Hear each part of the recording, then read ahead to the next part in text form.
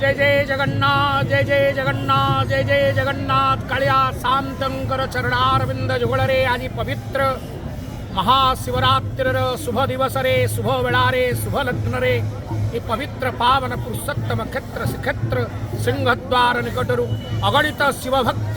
कबानंकु हार्दिक अभिनंदन आज पवित्र जागर उपलब्धि आज महाशिवरात्रि अहोरात कालरात्रि महारात्रि मोहरात्रिश्च दारु आज होचंती महारात्रि महाशिवरात्रि आज फगुण कृष्णपक्ष चतुर्दशी तिथिरे भगवान शंकरंकर आज आविर्भाव वंदे देव उमापति सुरगुरु वंदे जगत कारण समग्र जगतर कारण कर्ता भगवान शंकर ईश्वरंकर आज आविर्भाव समग्र आर्यावर्त भारत भूखंडरे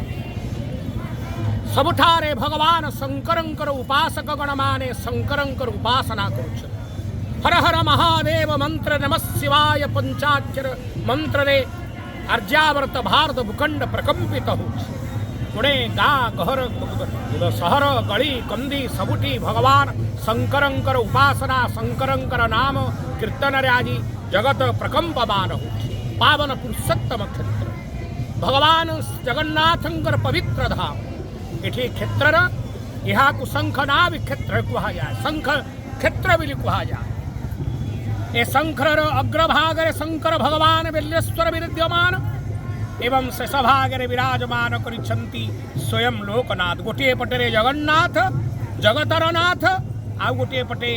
लोकंकर नाथ समस्त लोकंकर नाथ लोकनाथ भगवान लोकनाथंकर ये पवित्र जागर उपलक्षे त्रिजनात्मिक उत्सव पालन करा जाए अर्थात फाल्गुन कृष्ण एकादशी तिथि जहाँ को पंकोद्धार एकादशी भी कहा जाए से पंकोद्धार एकादशी दिन ही भगवान लोकनाथंकर वर्ष तमाम जहाँ प्रसाद लगी हुई था यही एकादशी दिन उद्धार करा जाई था एवं भगवान लोकनाथंकर दर्शनर सौभाग्य भक्तगण मानू प्राप्त हुई था आज पवित्र जागर भगवान कथा शास्त्र कहती तृतीया जुगरे स्वयं रामचंद्र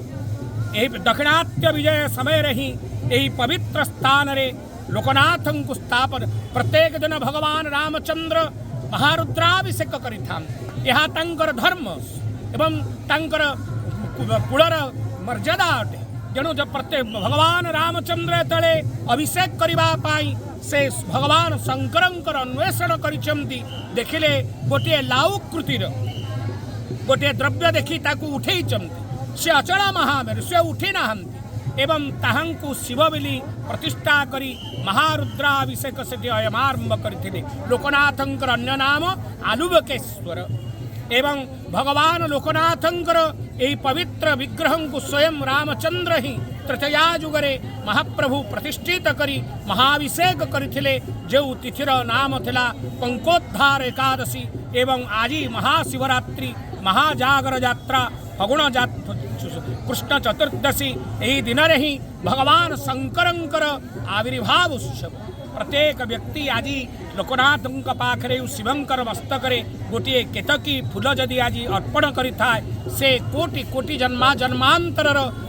पाप खंडन होई अशेष पुण्य फल प्राप्त होता आज शिव पंचाक्षर मंत्र हृदय भीतर जप करी रात्र समय रे दीपटीए जाली भगवान शंकर उद्देश्य जगत कल्याण उद्देश्य बोदीपम देवरूपस्वम